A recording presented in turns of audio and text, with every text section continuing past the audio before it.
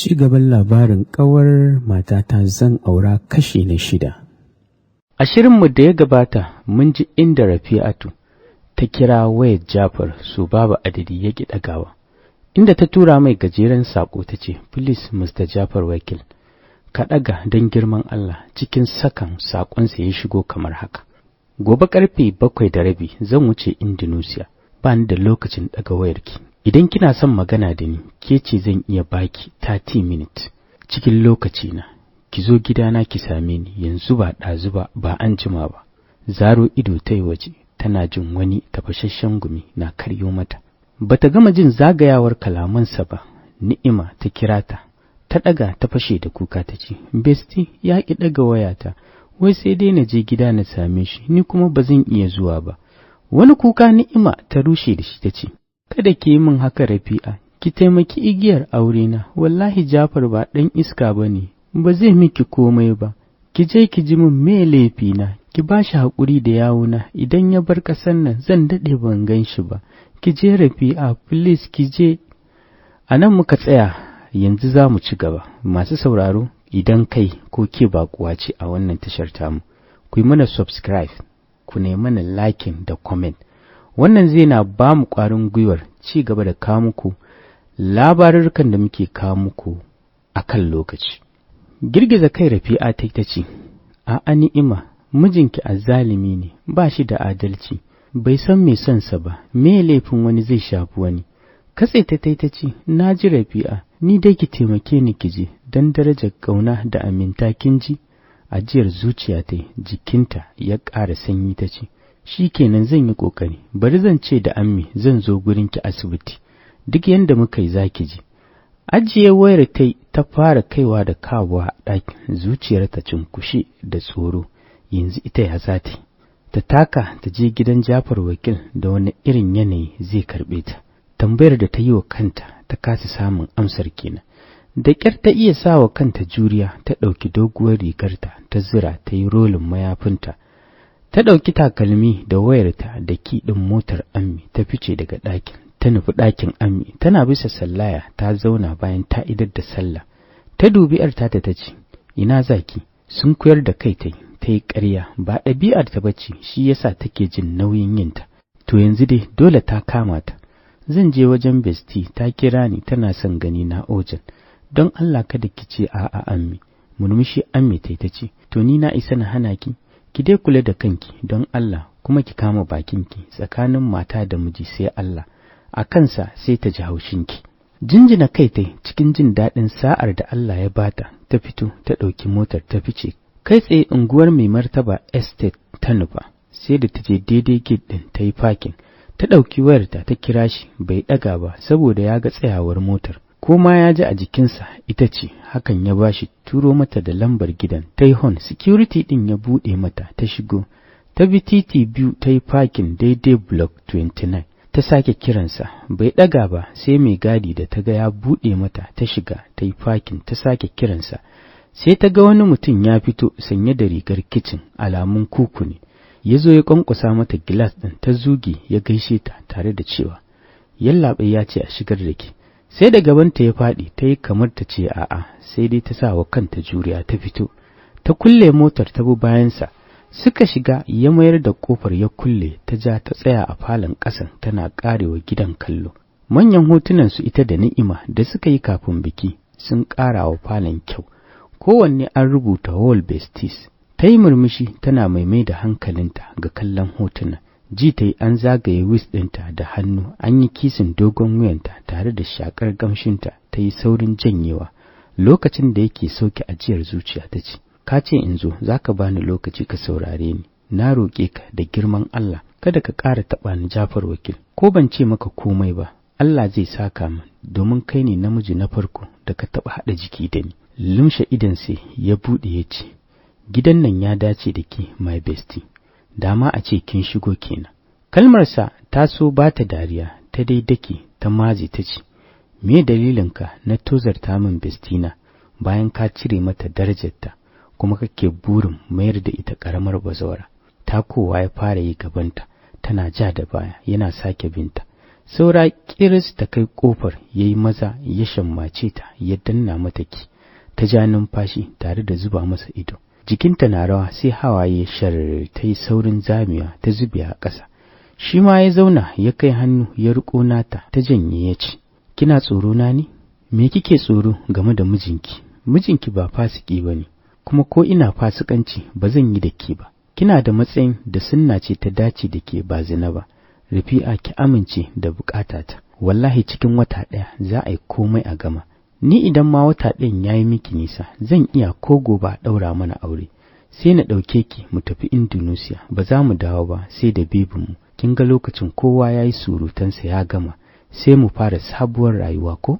Gaba ɗaya kallon mahaukaci take wa Jafar Wakil, bata bashi amsa ba, ta ja fasali ta ce, Basti ce ta sa ni zuwa gunka, ba zuwan kaina bane. Ta ce na baka haƙuri kuma ka faɗa min laifinta. Mun yi maka alƙawarin gyarawa da ƙarfin buwayar zatin Ubangiji. Hannunsa ya aza ya ɗago haɓarta, ya zuba idanunsa cikin nata, ta yi saurin lumshe nata, ya yi murmushi. Ya san duk taurin kan mace in dai za ta kalli ƙwayar idansa sai ta rusuna, ya ce, Naƙasinta baya damuna domin na san dama wace ce ita. Ba wata bace sai ‘yar gidan Hajiya Sahura, ƙawar Hajiya Fatsima Iko. Mahaifiyata, iyayen da ba sa kwabar ‘ya'yansu, musamman mata, sannan ba sa ba su horon zama da miji. Sun ɗauka cewa izza da iko za su siyi zuciyar miji. Nof, duk ba wannan ne damuwata ba. Damuwata shine ki amince da ni, ki karɓi soyayyata. Idan kin amince, wallahi na amince. Zan dawo da ƙawarki gidan nan a daren nan. Za ta zauna albarkacinki, kuma zan wanzar da adalci tsakaninku. Sannan zan yi haƙuri da duk wani lapses nata, na yi ta manage har zuwa lokacin da zan shigo da ki matsayin mata. Ranar da zan yi asalin angwanci, zan huta iyakar hutawa, ranar da Prince Jafar zai kwana yana wanzar da ƙauna mai yaɗo a zuciya a gurin da ya dace. Harara ta maka masa tare da miƙewa ta ce, Idan kuma ban amince ba fa. Murmushinsa na isaye ya miƙe ya zara doguwar rigarsa. Idanunta ya sauka a faɗaɗɗen ƙirjinsa mai yalwataccen gashi, ta yi saurin ɗauke idanta. Shi kam bai damu ba, ya ɗauki wandonsa na yadi ya sa, ya ɗauki rigar ya sanya, ya sa hula, ya matso gabanta yana ta zuba ƙamshi ya ce, Ko fa baki amince ba, kin amince Rafi'a, dole ne ki aure ni, domin na sani kowa ma ya sani ni da ke mun dace sosai. Ɗagowa ta ce, Ban amince ba, amma za ka dawo da bestina Jafar. Ina da wanda nake so, wallahi har ma mun yi alƙawarin aure, ni fa ban taɓa son ka ba. Hasali ma wallahi na tsani namiji irinka, mara sanin daraja alaƙa. Jafar Wakil, Filis, kada ka ja alaƙar nan har ka yi yadda duniya za ta fahimta. Allah ya sani ba zan taɓa iya wannan cin amanar ƙaunar ba. Besti ta aminta da ni, ta ɗauki amanar kanta da duk wani sirrinta ta bani.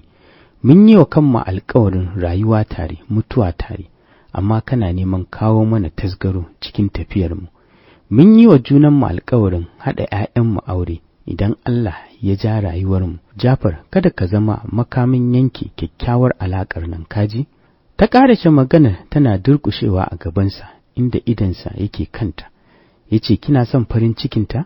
Saurin ɗaga masa kai ta yi, ya sake cewa, Me yasa kika yarda ki zo gidana saboda ita? Sun koyar da kai ta yi, ya ce, Tok mana, ɗagowa ta idanta cike da ƙwalla ta ce, Saboda ina son ta dawwama cikin farin ciki tare da abin da take so. Murmushi ya ce, To ita me yasa ba za ta yi miki wannan sallamawar ba? Ɗagowa ta suka haɗa ido, ya ƙanƙance ƙananan idanuwansa ya nuna ta da yatsa ya ce, Duk da cewar zuciyarki ta ƙi gaskata miki cewar kina sona, amma ni ina ji a jikina, jikinki da ruhinki sun karɓe ni. Ni'imar ita ce ƙaddarar da ke wahalar da mu, babu wani abu naki da yake ɓoyayye a gurina. Kina son namiji mai irin siffata, to kin samu, ni ne Rafi'a, ni ne Jafar Wakil, ki karɓe ni kawai a wuce gurin. Babu wanda ya isa ya canja ƙaddarar Allah fa, daga ni har ki. Babu abin da muka isa mu canja, dole mu karɓi duk hukuncin da Ubangiji ya yi a kanmu. Numfashi ya sauke ya ce, Kada ki damu, mu je a daren nan zan yi miki abin da kike so. Ba za ki kwana da ciwon mutuwar auren besti ɗinki ba, amma ki sani, a gobe zan sanar da manyana halin da ake ciki, dama rashin samun dama daga gare ki ya hana ni furta musu komai. Wata tsawa ta daka mishi da ta sanya gabansa faduwa ta ce, karka kuskura, kada ka fara, wallahi ba zan taɓa yarda da wannan haukan ba, kuma ina ka taɓa jin an yi wannan sakartin, to ni dai ba da yawuna ba, idan kuwa ka sanar kai ne da kunya, na rantse da Allah sai na kashe kaina, kowa ma ya huta.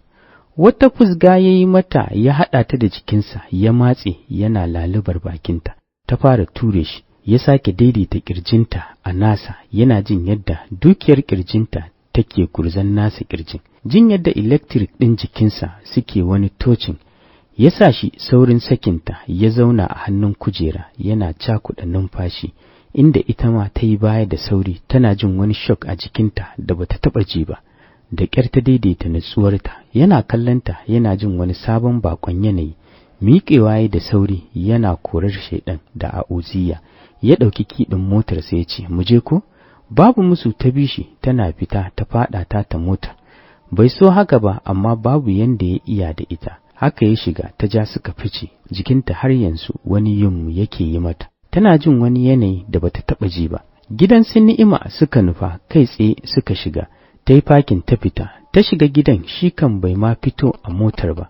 Tana shiga Hajiya Sahura ta washe mata baki ta ce, a daren nan Rafi'a, numfashi ta ja ta yi ƙasa ta gaisar da mama ta ce, Bestifa mama, sama ta nuna mata ta ce tana can tana aikin kuka kamar kanta aka fara, yoban da ma abinta mijin da ya sake ki har yana faɗa miki wai saboda ke ne burinsa ba zai cika ba, me na damuwa ba sai ta kyale shi ya cika burin ba mu gani. Ita dai miƙewa ta ce, tare muke da shi yana waje, ya ce ta fito su tafi, ya huce. Miƙewa mama ta ce, tabɗi, amma ya kai riƙaƙƙen ɗan iska, ba ma zai shigo ba. Kafin ta rufe bakinta sai gashi nan ya shigo, sai kuma ta yi shiru har da washe masa baki, suka gaisa. Dadi ta je ta kira a sama, ya zo suka zauna. Rafi'a ta kira Ni'ima, tana ganinta ta rungume ta, tana dariya mai haɗe da kuka ta ce, da gaske ya mayar da ni besti. Wayyo daɗi, ke ma Allah ya kai mu ranar da zan saka miki, yana ina. Janyo hannunta ta yi cike da tausayin ƙawar tata suka fito. Ya dube ta ya kawar da kai, ita kuwa sai wata kwarkwasa take yi masa, shi kuma rabin hankalinsa na kan Rafi'a. Dadi ne ya lura da satar kallon Rafi'a da Jafar yake, inda ya gyaran murya zai fara magana, ta yi saurin ɗaga wayar ƙarya tana cewa, Oke amme gani nan zuwa ki ba su haƙuri. Miƙewa ta dubi Ni'ima ta ce, zan wuce besti ki kula da kanki don Allah, Allah ya kiyaye gaba. Zurub Jafar ya miƙe ya ce, bari na raka ki, shirya ki jira ni ina zuwa. Kafin ma wani ya yi magana ya fice suka kalli juna ita da Ni'ima. Ni'ima ta yi mata murmushi ta ce, na gode, Allah ya bar ƙauna, ke ma ki kula min da kanki. Har bakin motar ta rakota ta shiga, ya ja suka fice. Suna fita ya dube ta ya ce, amaryata me kike so? Ko kallon tsiya bai samu ba balle na arziki, maganar duniya ta ki tanka masa, sai latsa wayarta da take ta ji yayi fakin. Ba tare da ya sake magana ba ta fice ta ja dogon tsaki tare da cewa sha kawai. Bai wani jima ba ya dawo ya zuba kayan da ya siya a kujerar baya, ya sake zama, ya ja ya nufi hanyar unguwar tasu yana fakin, ko sallama ba ta tsaya sun yi ba. Ta fice ta nufi cikin gidan, ya bi bayanta da ke jujjuya da kallo, ya sauke numfashi, ya buɗe ya ɗauko kayan ya ba wa mai gadi ya shiga da shi. Shi kuma ya fice ya samu sahu ya hau ya nufi gidansa, ya ba wa direban mota ya ce ya je ya ɗauko Ni'ima a gida. Lokacin da ta shiga ta tarar da Abba suka gaisa ya ce, ya jikin besti ɗin? Amsawa ta a gajarce ta haye sama ta cire rigarta da take ta zuba ƙamshin turaren Mr. Jafar Wakil. Ta ɗaura tawul ta fara wanka, ta ji an shigo ɗakin. Ko da ta fito sai ta ga Anti Murja da kaya, ta dube ta ce, anya wannan mutumin ba maye ba ne Rafi'a?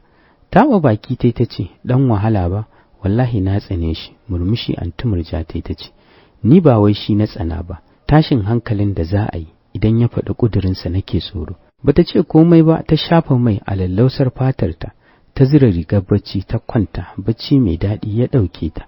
Yau ma mafarki irin wanda ta saba ne, sai yanzu take fahimtar inda ya dosa, wato wannan mutumin da take yawan gani ba kowa ba ne, Jafar Wakil ne. Da safe da wurwuri ta tafi makaranta saboda ba ta son damuwa, wayar ta ma kashe ta yi. Ta ta jefa ta a jaka. Ranar bata samu zama ba sai dare ta kunna wayarta, ta sake saka ta a salon, ta shiga karatu, tana ganin kiraye-kiraye ta ƙidagawa. Sai saƙonni suka yi ta tururuwar shigowa, su ma bata duba ba, ta yi kwanciyarta. Sai da safe ta duba wasu, duk shirman Jafar ne. Ta ja tsaki ta sake kashe wayar. Suna gadin suna tattaunawa, wani abokin karatunsu ya zo ya ce, kina da baki fa Rafi'a. Dafa ƙirji ta ce, waye? Ba tare da ya bata wani attention ba ya ce, na ga motarsa an sa JMW. Iska ta furzar ta ce, ka ce baka ganni ba kawai. Zaro ido ya ce, tab, wallahi ba zan iya ba. Wannan gai ɗin yana magana kamar an yi masa dole? Hararansa ta tashi ta koma wani ɓangaren can nesa, ta zauna can nesa, wata fulawa ta rufe ta. Ta ci gaba da karatunta, ya akai sai ta ji an ƙwace littafin, ta ɗago a tsorace. Numfashi ta ja tare da miƙewa, ya zuba mata ido ya ce, kina wahalar da ni Rafi'a, da wanne zan ji ne? Abubuwa sun yi min yawa fa. Ina son samun sauki ta ɓangarenki, amma kin ƙi tausaya min. Ya zaki da haƙƙina ne? Me laifina don na ce ina son ki? Ni ba da wani abun banza nake son ki ba. Da aure fa Rafi'atu, me laifin masoyinki? Miƙewa tana tattare takardunta ta ce, me laifina nima da nace ba na son ka? Ba kuma zan taɓa son ka ba. Ni kam ban taɓa ganin mayan mutum irin ka ba. Ka rabu da ni, ka fita a rayuwata kaƙi. Ba fa a yin so dole. To me kake nema da ni? Mace amanar ƙauna. Sosai ya ji ɗacin kalamanta, amma ba shi da me yi, shi ne ya kawo kansa. Dole ya jure, iyakar wuya wata rana sai labari. Murmushi ya ce, albishir na zo na yi miki. Yau na je na samu dat mahaifin Ni'ima, na sanar da shi ina son ki da aure. Ya je ya samu mai martaba, ya sanar da shi, kuma ina son komai a yi shi a gama cikin 1 month, kamar yadda aka yi ma aminiyarki. Saboda haka, daga yanzu ma za ki iya fara shirye-shiryenki. Ni ma zan fara daga yau, ban san ra'ayinki ba. Za ki zauna a gidan sarauta, ko kuma za ki zauna da besti ɗinki? Turƙa shi. Masu sauraro, sai ku tara a shirinmu na gaba, cikin wannan ƙayataccen littafin naku wanda Fauziya Tasi Umar ta wallafa.